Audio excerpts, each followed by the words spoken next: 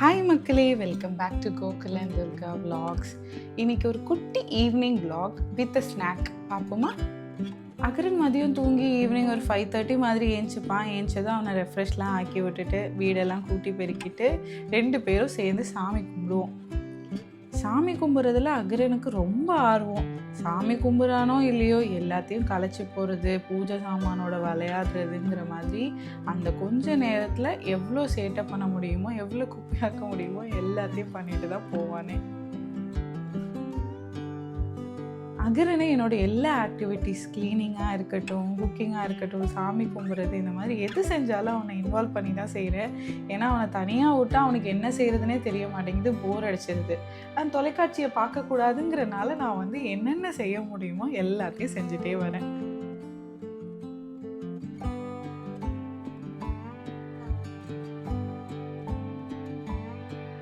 Evening ஸ்நாக்ஸுக்கு எனக்கும் கோகுலுக்கும் egg வச்சு சாண்ட்விச் பண்ணுறதா பிளான் பண்ணியிருந்தோம். அகரனுக்கு போச்ட் எக் அண்ட் பாயில்டு எக் மாதிரி ப்ளெயினாக கொடுக்கலான்னு தான் யோசிச்சு வச்சுருந்தேன். அதுக்காக நான் அகரோட எக் பாய்லர் அண்ட் போச்சர் தான் இதுக்கு யூஸ் பண்ணுறேன். இப்போ எல்லா இடத்துலையுமே சிலிண்டர் தட்டுப்பாடாக தான் இருக்குது. நான் ஆல்ரெடி புக் பண்ணிட்டேன். எனக்கு 15 days ஆச்சு, இன்னும் டெலிவரியே பண்ணல. அதனால் எதெல்லாம் இந்த மாதிரி கரண்ட் பேஸாக பண்ண முடியுமோ எல்லாத்தையுமே நான் அந்த மாதிரி தான் பண்ணிகிட்ருக்கேன். ஸோ இந்த அகரோ எக் பாய்லரில் பார்த்திங்கன்னா ஒரே நேரத்தில் நம்மளால் 8 முட்டை வேக வைக்கவும் முடியும், 4 போச்ட் எக்ஸும் பண்ண முடியும். ஸோ அதனால் நான் இப்போ தான் யூஸ் பண்ணிகிட்ருக்கேன். இது ரொம்ப சிம்பிள், இன்ஸ்ட்ரக்ஷன்ஸும் அவங்களே கொடுத்துருப்பாங்க. ஸோ நம்மளோட எக்கு எந்த அளவுக்கு பாயில் ஆகணுமோ அதுக்கேற்ற மாதிரி மெஷர்மெண்ட் கொடுத்துருக்காங்க. நம்ம அந்த கப்பில் மெஷர் பண்ணி தண்ணி ஊற்றிட்டு அதுக்கப்புறமா இந்த எக் பிளேட் வச்சு அந்த எக்குக்கு மேலே சின்னதாக ஹோல் போடுறதுக்கும் இவங்க பின் மாதிரி கொடுத்துருக்காங்க. சின்ன ஒரு ஹோல் போட்டு அதில் வச்சுட்டா போதும், அதுவே ஆட்டோமேட்டிக்காக குக் ஆகி முடிஞ்சதும் டர்ன் ஆஃபும் ஆகிடும்.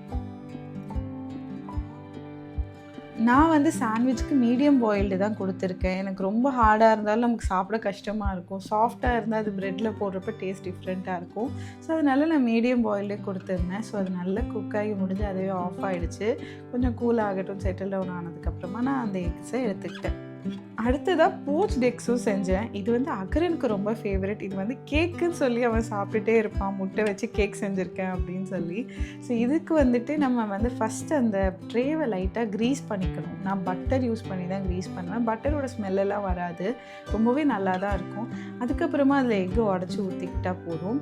இதில் நமக்கு வெஜிடபிள்ஸ், ஆனியன், தக்காளி என்ன வேணாலும் நம்ம சேர்த்துக்கலாம். பட் நாங்கள் சாண்ட்விச் கூடனால ப்ளெயினாக தான் சேர்க்கலாம் அப்படின்ட்டே பண்ணுறோம்.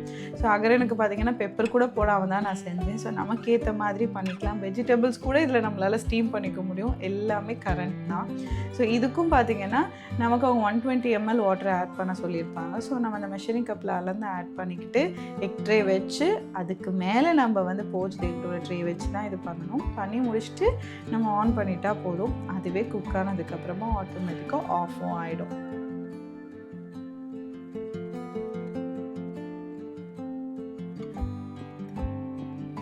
இந்த ப்ராடக்ட்டை நீங்கள் பர்ச்சேஸ் பண்ணணும்னா நான் லிங்க்கை கீழே டேக் பண்ணுறேன். நீங்கள் அதை கிளிக் பண்ணியே இந்த ப்ராடக்ட் பர்ச்சேஸ் பண்ணலாம். எனக்கு பர்சனலி இந்த ப்ராடக்ட் ரொம்பவே யூஸ்ஃபுல்லாக இருக்குது. அவ்வளோதான், இது செம்மையாக ரெடி ஆகிடுச்சு. ஸோ இப்போ இதுக்கு கூடவே நான் சாண்ட்விச்சுக்காக க்ரீன் சட்னி செய்ய போகிறேன். க்ரீன் சட்னி நான் ரொம்ப சிம்பிளாக க்ரீன் சட்னி செய்வேன். என்னென்னு பார்த்தீங்கன்னா கொஞ்சமாக கொத்தமல்லி, கொஞ்சம் புதினா, அப்புறமா நான் ஒரே ஒரு பச்சை மிளகு தான் வச்சுருக்கேன். கூடவே லெமன் ஜூஸு, சால்ட்டு, ஜீரகத்தூள் இவ்வளோத்தையும் போட்டு நல்லா கிரைண்ட் பண்ணி எடுத்துக்குவேன். எங்கள் 2 பேருக்கும் இவ்வளோ சட்னி போதுமானதாக இருக்கும். ஸோ அவ்வளோதான், சட்னியும் ரெடி. ப்ரெட்டும் ஆல்ரெடி நான் டோஸ்ட் பண்ணி ரெடி பண்ணி வச்சுட்டேன்.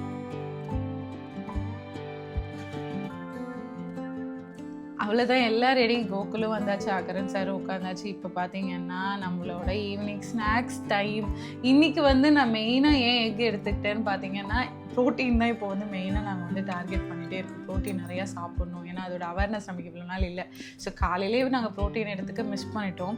அப்போது எக் எப்படியாவது ஏதாவது ஒன்றுலையாவது எக்கை சேர்க்கணும் அப்படின்னு சொல்லிட்டு தான் சரி அப்போ ஈவினிங் ஸ்நாக்குக்கு நான் எக்கை ரெடி பண்ணிடுறேன்னு சொல்லி இந்த மாதிரி ஒரு சாண்ட்விச்சில் நம்ம பாயில்டு எக், போச்ட் எக் வச்சு சாப்பிட்லாம். இது ஒரு ஹெல்தியான எக் வெர்ஷன் இல்லையா? அதனால நான் இந்த ஒரு ஸ்நாக் ரெடி பண்ணேன். எக்கு அகரனும் ரொம்ப நல்லா சாப்பிடுவான். அதுவும் அவிச்ச முட்டை அவன் நல்லாவே சாப்பிடுவான். யூஸ்வலாக குழந்தைங்க அவிச்ச முட்டை சாப்பிட கஷ்டப்படுவாங்கன்பாங்க. பட் இவன் அவிச்ச முட்டை நல்லா சாப்பிடுவான் ஸ்க்ராம்பிள்டு எக்ஸ்லாம் கம்பேர் பண்ணுறப்ப. அதனால் அவனுக்கும் ஒரு வெரைட்டியாக போட்டு கொடுத்தாச்சு. ஸோ 3 பேர் கொஞ்ச நேரம் ஒரு அரை மணி நேரம் இதுலேயே ஓடிடும். இதை சாப்பிட்டு முடிச்சு கதை பேசி அப்படியே ஓட்டிடுவோம்.